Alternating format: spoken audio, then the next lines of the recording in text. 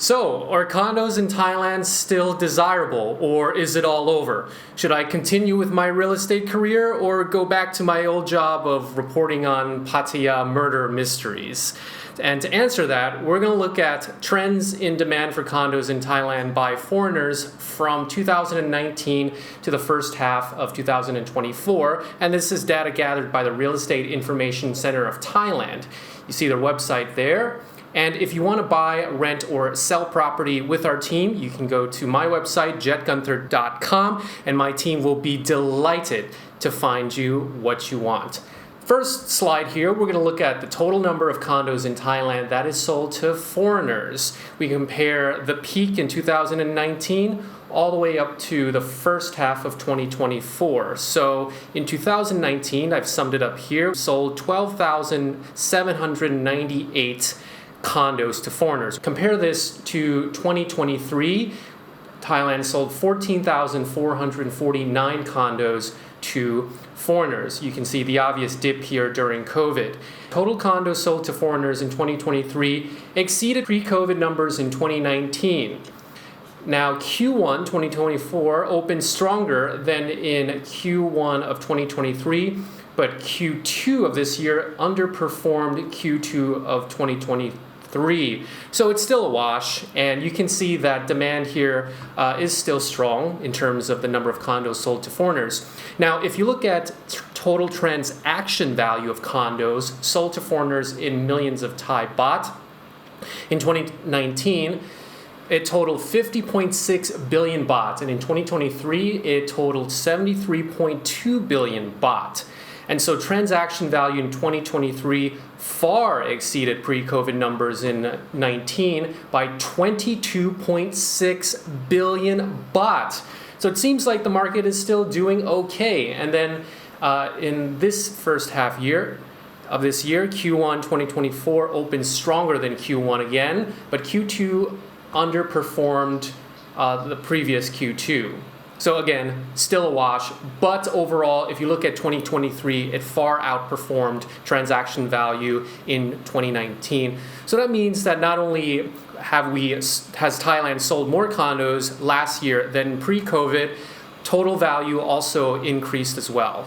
Now, if you look at the share of the number of condos sold to Thais versus foreigners nationwide, in the dark blue, that's the amount of condos, the ratio sold to foreigners versus to Thais. So let's just look at Q2 of 2024.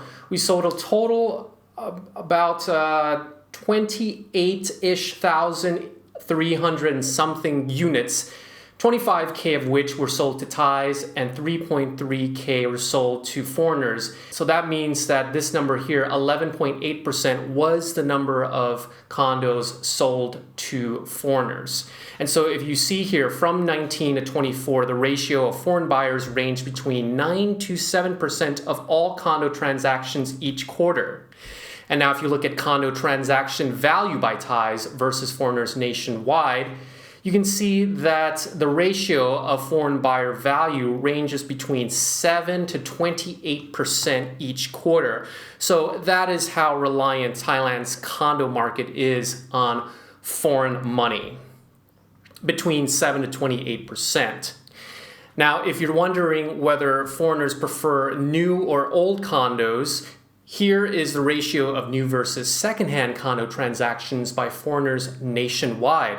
And you can see here in the dark green, this is secondhand condos. And you can see that the trend is steadily increasing up to the latest quarter, where 50% of all condos sold to foreigners were secondhand condos. So foreigners are increasingly preferring secondhand condos, with the ratio peaking in the latest quarter at 50%, up from the very last quarter that we sampled in Q1 19 of just 26%. Now, if you look at condo purchases by foreigners based on price segment, the very dark blue here is the under 3 million baht price segment, followed by 3 to 5 million, 5 to 7 million in gray here, 7 to 10 million in light blue, and over 10 million in light but a bit darker blue. And so you see that at a glance here, the distribution of price segments has remained the same. And it's pretty common sense. There's going to be more people preferring condos that are priced at lower price points. And then at the luxury market here of 10 million and over, it's only 7.3% in Q2 of 2024. And now what's interesting here is condo purchases by foreigners based on the size of the unit. So very far left is under 30 square meter, followed by 30 to 60 square meter here, then followed by 60 to 100 square meters, then followed by over 100 square meter. At a glance, you can see that a trend towards foreigners preferring larger units with all sizes over 30 square meter gaining in popularity.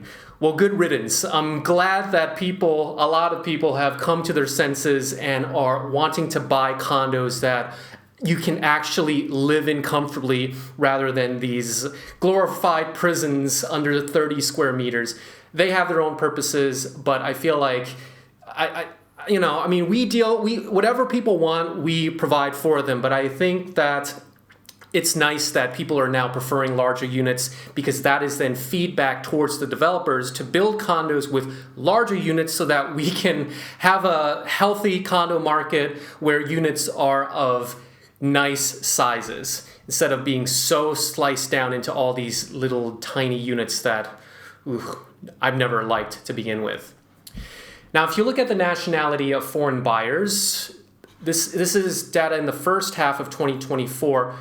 Almost 40% are from China, followed by Myanmar, Russia, Taiwan.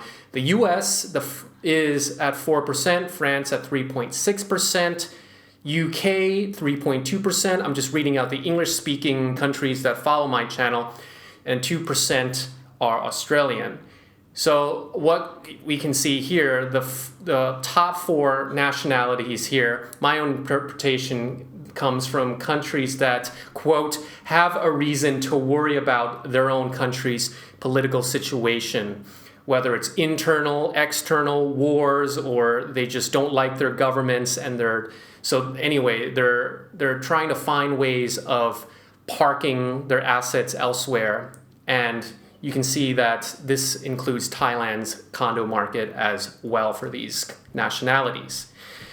And now if you look at the average value and size of condo purchases by nationality in the first half of 2024, you can see here the nationalities that I included earlier, and you can see I forgot to translate this top part here. So second to right column here is the average value per purchase in million baht.